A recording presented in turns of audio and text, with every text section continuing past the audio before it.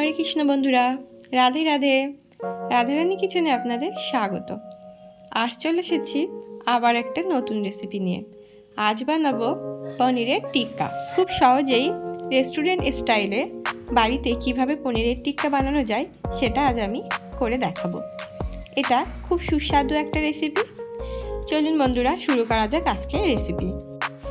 পনির টিক্কা করার জন্য আমি নিয়েছি ক্যাপসিকাম এইরকম চৌকো করে বানিয়ে নিয়েছি টমেটো চৌকো করে বানিয়ে নিয়েছি, আর নিয়েছি গাজর খুব পাতলা করে গোল গোল করে বানিয়ে নিয়েছি, আর নিয়েছি পনিরগুলো চৌকো করে একটু মোটা করে বানিয়ে নিয়েছি। কয়েকটা স্টিক আমি নিয়েছি।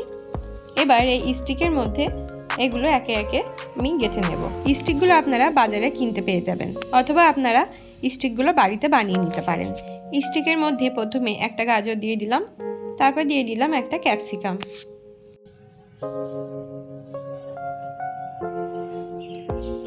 দিয়ে দিলাম একটা টমেটো,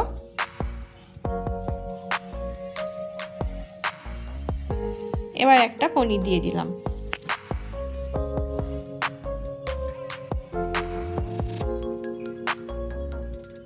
আবার একটা টমেটো দিয়ে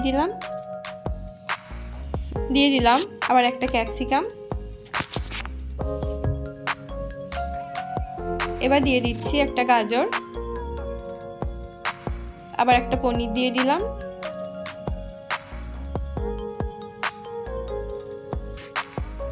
দিয়ে দিচ্ছি আবার টমেটো, ক্যাপসিকাম আর গাজর,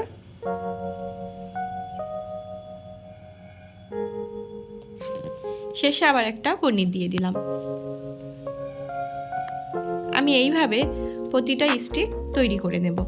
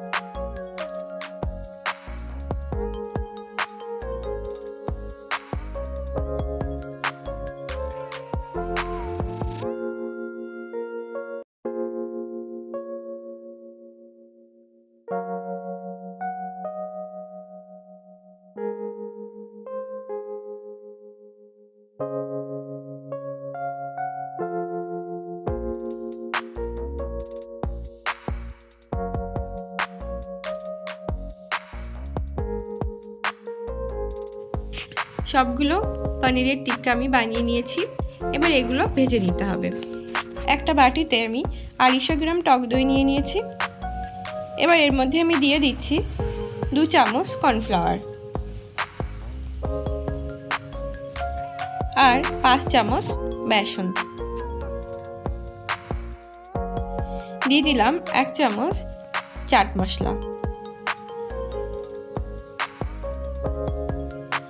দিয়ে দিচ্ছি অল্প পরিমাণে গরম মশলার গুঁড়ো, 1/2 চামচ লঙ্কার গুঁড়ো, আর দিয়েছি অল্প পরিমাণে বিট লবণটা আপনারা পরিমাণ বুঝে দেবেন, কারণ এখানে চাট মশলা ব্যবহার করা হয়েছে। সব কিছু একসাথে খুব ভালো করে মিশিয়ে নিচ্ছি। এবার দিয়ে দিচ্ছি হলুদটা খুব ভালো করে মিশিয়ে নিচ্ছি, আর এই মিশ্রণটা খুব ভালো করে ফেটিয়ে নিতে হবে। এবার আমি এটা খুব ভালো করে ফেটিয়ে নেব।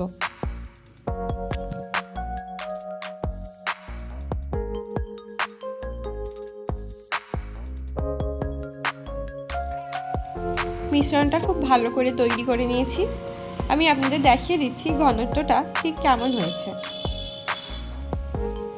ঠিক এইভাবে মিশ্রণটা আপনারা তৈরি করে নেবেন। মিশ্রণটা একটা থালায় ঢেলে নিয়েছি, যাতে টিক্কাতে মিশ্রণটা মাখাতে সুবিধা হয়। এবার খুব ভালো করে আমি মিশ্রণটা এই টিক্কার গায়ে মাখিয়ে নিচ্ছি।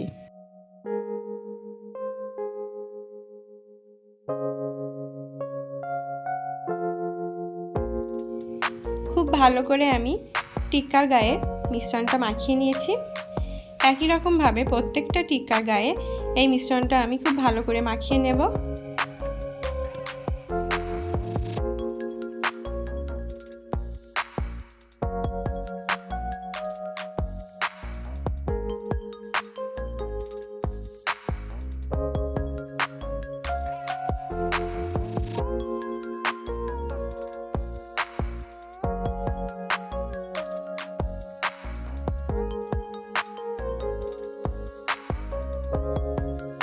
প্রত্যেকটা টিক্কা আমি খুব ভালো করে তৈরি করে নিয়েছি।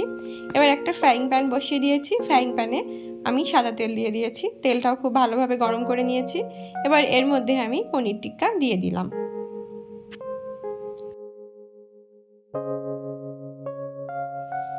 দু থেকে 3 মিনিট রাখার পর এগুলো আমি উল্টে দিচ্ছি। এবার একটা ঢাকনা দিয়ে দিলাম আর গ্যাসের ফ্লেমটা একদম লো করে দিলাম। এইভাবে আমি 4 থেকে 5 মিনিট রেখে দেব। ঢাকনা দিলে ক্যাপসিকাম, গাজর, টমেটো খুব ভালো করে সিদ্ধ হয়ে যাবে। 5 মিনিট পর ঢাকনাটা খুলে নিয়েছি। আবার এগুলো উল্টে দিচ্ছি। এগুলো খুব সাবধানে আস্তে আস্তে উল্টে দিতে হবে। টিক্কাগুলো লাল লাল করে ভেজে নিতে হবে। আর পনির, গাজর, টমেটো এগুলো সব ভালো করে সিদ্ধ হয়েছে কিনা সেগুলো দেখে নিতে হবে। আমার এই পনির টিক্কাগুলো হয়ে গেছে। এবার এগুলো আমি নামিয়ে দিচ্ছি।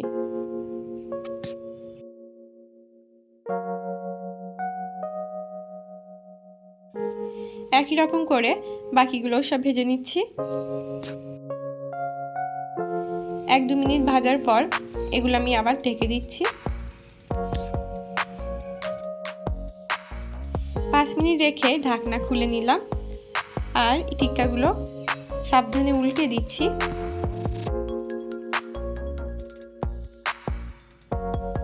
এই টিক্কাগুলো ভাজা হয়ে গেছে। এবার এগুলো তুলে নিচ্ছি।